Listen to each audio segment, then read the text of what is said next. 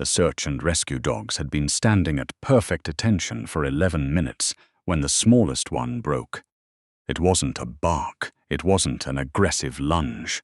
It was a sound that nobody in the auditorium of the Harlan County Emergency Services Center had ever heard a working dog make, a long, trembling whine that started low in the chest and climbed until it cracked the silence of the room like a finger pressed through old glass. Nobody looked at the dog first. They looked at the woman.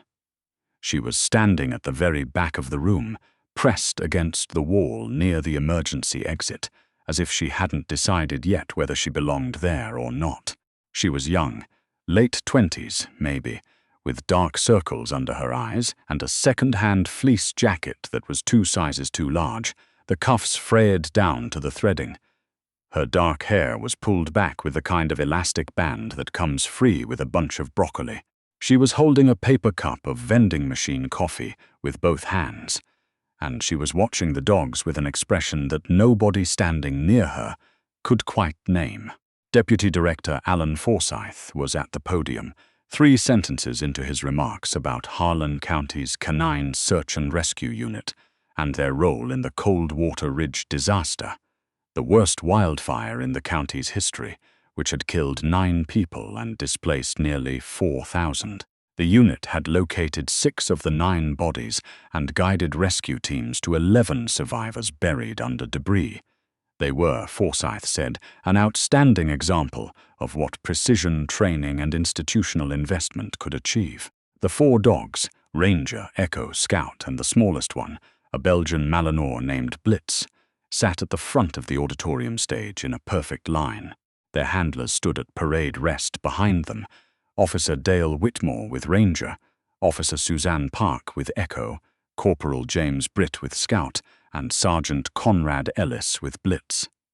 The county commissioner was in the front row. 2 local news cameras were running. The mayor's assistant was filming vertically on a cell phone. It was supposed to be a clean, polished ceremony, 45 minutes, 4 commendations, a buffet afterward. Blitz whined again. Sergeant Ellis looked down sharply. The Malinois was a precision instrument. 4 years of FEMA certification, cadaver work, live-find operations across 3 states. Blitz did not whine during ceremonies.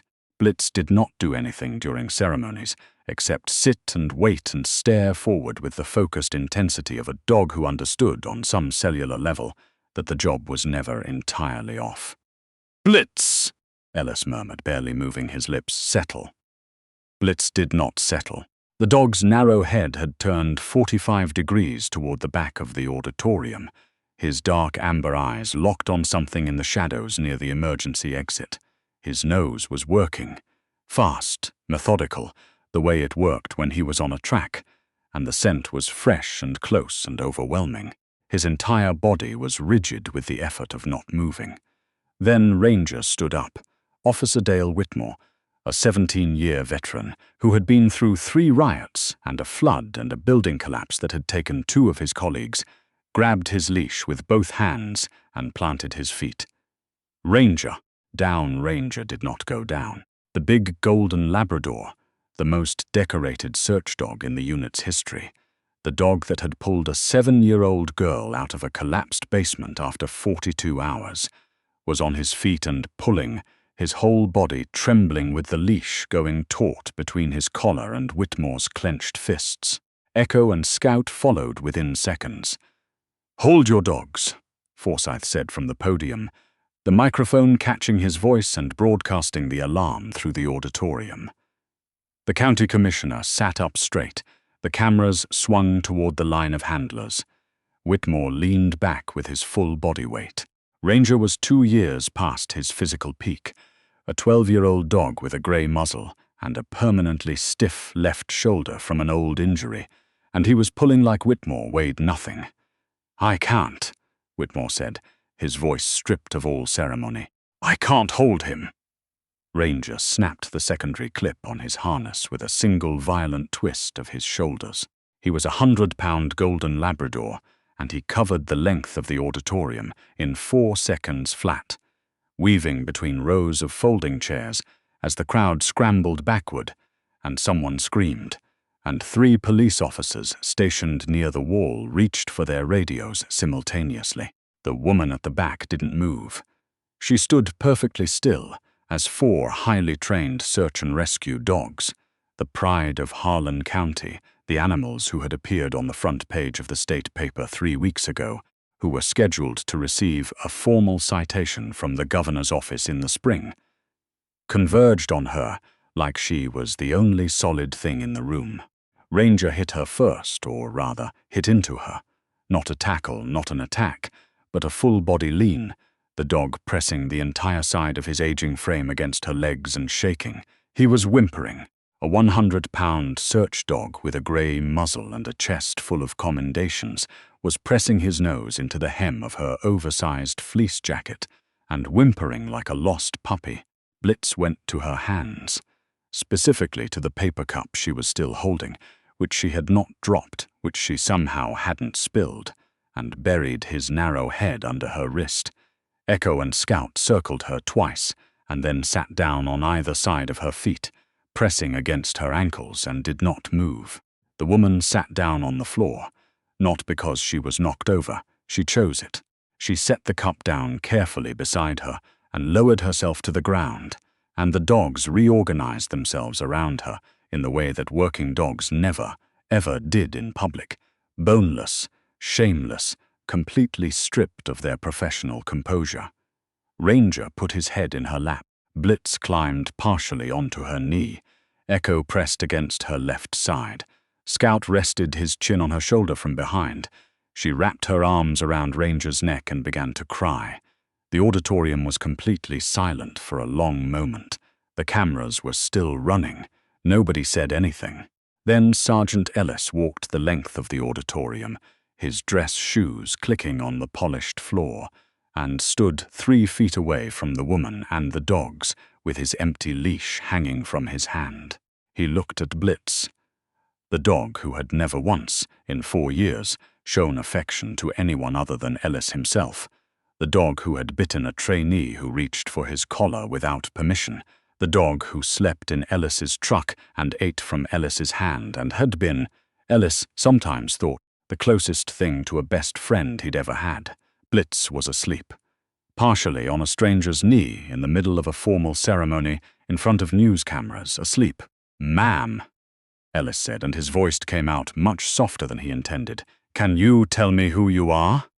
She looked up. Her eyes were red. There was a streak of Ranger's drool on her jacket sleeve. "My name is Cora," she said. "Cora Sylvester." The name meant nothing to anyone in the room. "How do you know these dogs?" Ellis asked. Cora Sylvester looked back down at Ranger. She pressed her palm flat against the side of his grey muzzle with the practiced ease of someone who had done it 10 times. "I found them," she said quietly, "before they were yours." Deputy Director Forsyth did not want to adjourn the ceremony. He said so twice to Chief Wanda Hargrove, who ran the County Emergency Services Division and who had the kind of calm, immovable authority that made it clear she was used to people saying things she was going to override. "Adjourn it," Hargrove told him. The media was escorted out with an assurance that a press statement would follow. The county commissioner was guided to a private waiting room with coffee and a sincere apology. The 4 dogs refused, collectively and without ambiguity, to be separated from Cora Sylvester. When Ellis tried to clip Blitz's leash, the dog pulled his head back and gave him a look of such pointed reproach that Ellis actually apologized out loud to a dog in front of his colleagues. Cora walked with them to the conference room off the main hallway, and the dogs walked with her, and that was how it went. She sat at the end of the conference table, with Ranger's head still in her lap and Blitz pressed against her left leg, and she looked at Chief Hargrove and Sergeant Ellis and Officer Whitmore, who had not yet fully recovered the color in his face, and she put both hands flat on the table. "I don't want to make trouble," she said. "I didn't come here to make trouble. I didn't even know I was going to come until this morning." "Then why did you?" Hargrove asked, not unkindly. Cora was quiet for a moment. She looked at Ranger. "I saw the article," she said, 3 weeks ago, the one in the paper about the Cold Water Ridge operation. They printed a picture of the dogs. She paused. I recognized Ranger's ear.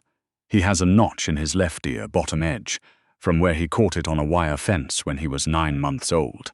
I stitched it myself with a suture kit from a farm supply store. Whitmore looked at Ranger. He had noticed the notch. He had asked the unit's veterinary liaison about it during his first week with the dog, and had been told it was a training injury, a standard occupational hazard. Nothing to note. I thought I was wrong, Cora continued. I thought I had to be wrong, because the paperwork said these dogs came from a certified working dog program in Colorado, fully trained, certified by 3 separate evaluators.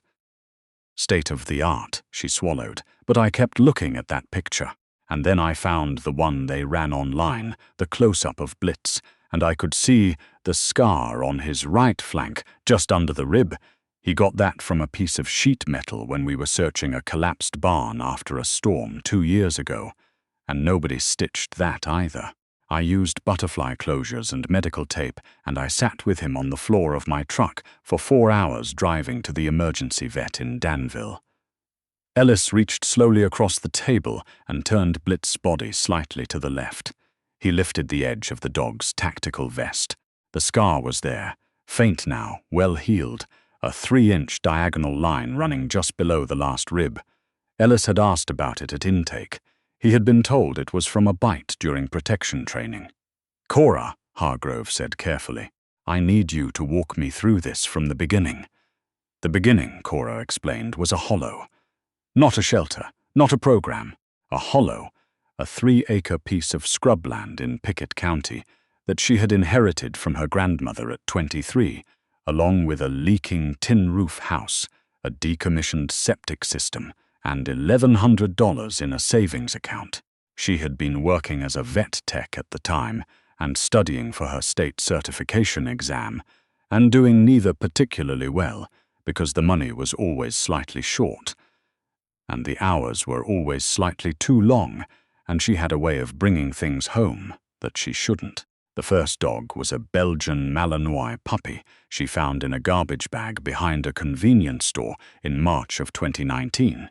She named him Blitz because he moved like lightning and destroyed 3 pairs of shoes and 1 laptop in his first week. The second dog she took from a hoarding situation that the county shelter had assessed as unadoptable, a golden Labrador with separation anxiety so severe he had chewed through 3 metal crate doors. She named him Ranger because she didn't have a better idea. She didn't set out to build a search and rescue operation. It happened the way things do when you have working breed dogs with nothing to work on, gradually and then all at once.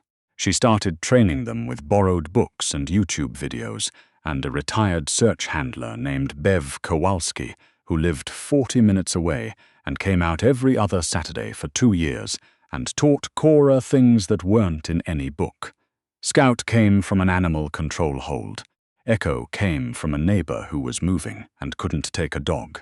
Both were Belgian Malinois, Scout 2 years old and Echo barely 8 months, and both had the kind of drive that made them impossible pets and potentially extraordinary working dogs. By the spring of 2021, Cora had 4 trained search dogs, 1 FEMA provisional certification that she had passed on her second attempt, and a small operations license that allowed her to deploy for county and state search requests at no charge. She did it because Bev Kowalski had told her that good dogs needed good work, and because she was, at her core, someone who could not drive past a problem without stopping. In 18 months, her team made 4 confirmed live finds, assisted in the recovery of 2 drowning victims, and participated in 11 missing person deployments across 4 counties. She paid for the veterinary care, the equipment, the fuel, the food, and the certification renewal fees herself, on a vet tech salary with a credit card she kept meaning to pay down. And then, in September of 2022, a man named Warren Price had come to her hollow. At the mention of the name, Chief Hargrove's hand stopped moving on the legal pad where she had been taking notes. Warren Price, she repeated. He had county ID, Cora said. Animal Welfare Division. He said there had been a complaint from a neighboring property. that I was operating an unlicensed kennel, that my dogs were a noise nuisance, that the property wasn't zoned for commercial animal activity. She paused. I told him it wasn't commercial. I didn't charge anything. I showed him the certification paperwork. He said the certification didn't apply to my operating structure and that he had the authority to seize the animals pending a zoning review. She looked at her hands. He brought 2 men with him. They had a van with cages in the back. I stood in my yard and I told him he could not take my dogs, and he said he could and he would, and if I interfered, he would have me arrested. Her voice was steady, but her jaw was tight. He told me they were being taken to a licensed facility for evaluation, that it would be resolved in a few weeks, that I'd probably get them back. She did not get them back. The zoning review notification never came. The County Animal Welfare Division, when she called, had no record of a Warren Price in their system. The impound facility number on the paperwork he'd left connected to a voicemail that was never returned. By the time Cora had found a pro bono attorney willing to look at her case, 3 months had passed and the paperwork trail had gone cold in 3 different directions at once. I thought they were dead, she said. The shelter system, if unclaimed animals aren't transferred or adopted, she stopped. I thought I had failed them. I spent a long time thinking that. Sergeant Ellis had not spoken in 11 minutes. He was looking at Blitz, who was still pressed against Cora's leg with his eyes half closed, his breathing slow, and even in a way Ellis had never once seen from the dog in 4 years of daily partnership. The certification documents, Ellis said. The program in Colorado. I've never been to Colorado, Cora said. Hargrove was already writing a name on the legal pad, her handwriting sharp and fast. Warren Price. She underlined it twice. These dogs, Hargrove said, all 4 of them. You trained them yourself. Yes, starting from how old? Ranger was 18 months when I got him. Blitz was 9 weeks. Scout was 2 years, Echo 8 months, and the certification process. I went through FEMA's canine certification track. It took me 2 years for Ranger and Blitz, 14 months for Scout and Echo because I knew what I was doing by then. Bev Kowalski supervised every evaluation. Cora looked at the chief. I have records. I have training logs. I have 4 years of veterinary records for each dog. I can show you the notch in Ranger's ear and the surgical report from the emergency vet in Danville for Blitz's flank wound, and the X-ray from when Scout broke a toe on a rock scramble in October of 2021. She paused. I can tell you what Ranger eats when he's anxious. I can tell you that Echo hates the smell of diesel and will not enter a vehicle that smells like it without 15 minutes of counter-conditioning first. I can tell you that Blitz sleeps on his back when he feels completely safe, and has never once, in my experience, slept on his back in an unfamiliar place. Every person in the room looked at Blitz, who was at that moment lying partially on Cora's feet with all 4 legs in the air. The silence that followed was long and heavy, and full of implications that nobody in the room was quite ready to say out loud. Hargrove set her pen down. She looked at Cora Sylvester, 28 years old, dark circles, frayed cuffs, vending machine coffee, with the expression of someone recalculating a very large number in their head. The department paid $60,000 per dog for certified working animals from a program with documented lineage and evaluation history, Hargrove said carefully. I know, Cora said.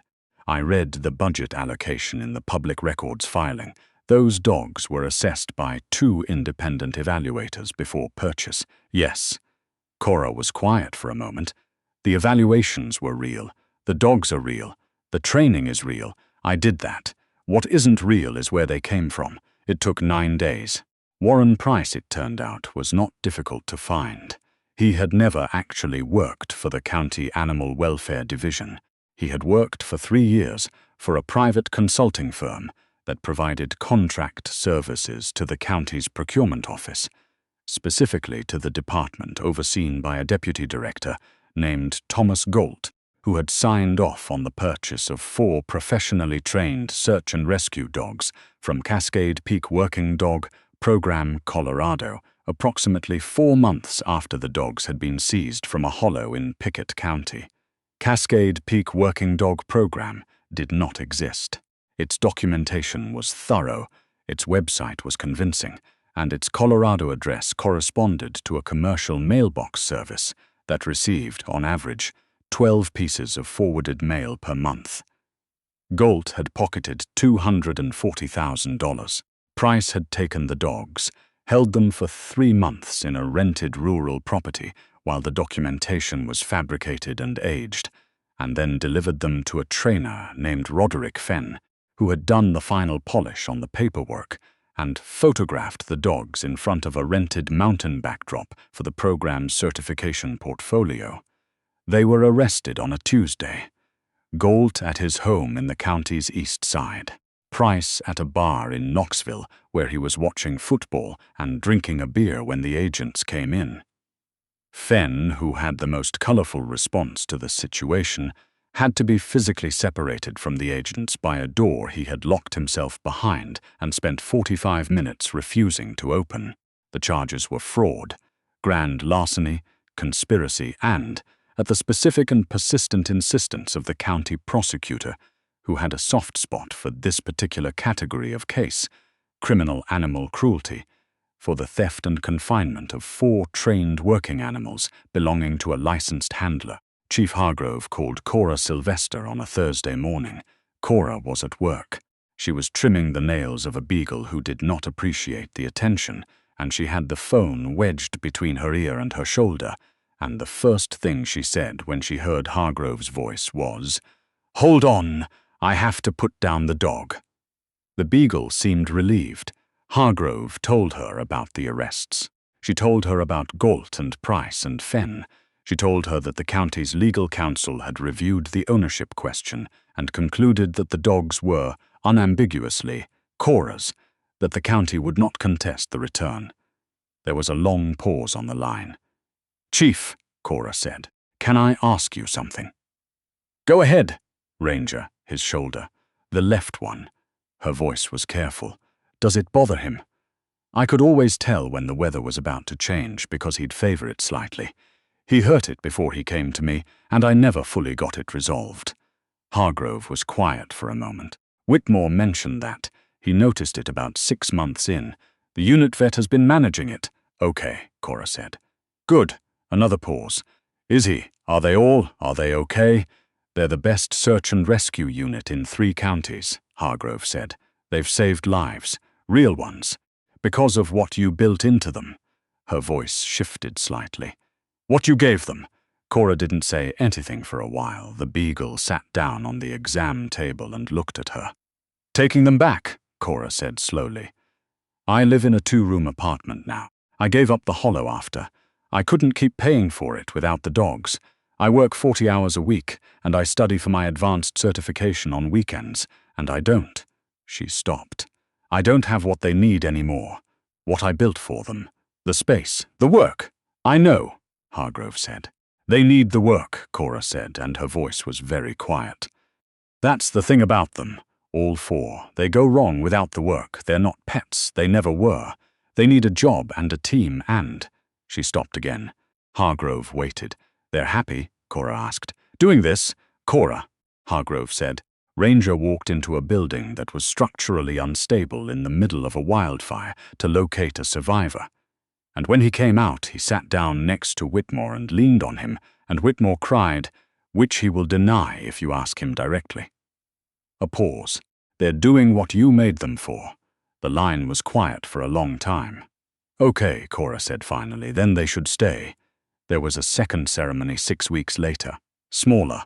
No cameras, no county commissioner, no buffet. Hargrove had requested it. Whitmore had quietly supported it. Ellis had said nothing officially, but had shown up an hour early to help set up the folding chairs, which was more or less the same thing.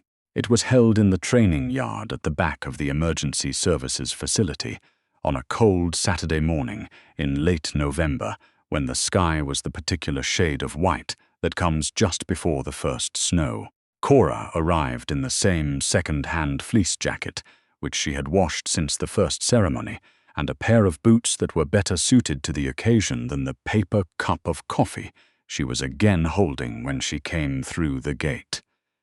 The 4 dogs saw her before she was fully inside. It went the same way it had gone the first time, Blitz first, that trembling whine rising out of nowhere, and then all 4 of them moving at once, and Cora going to her knees in the cold dirt, because it was easier than staying standing when you had a 100-pound golden Labrador insisting on it.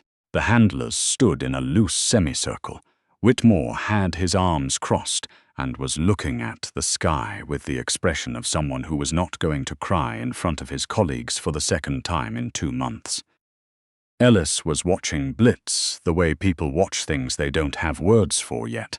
Chief Hargrove stepped forward with a folder.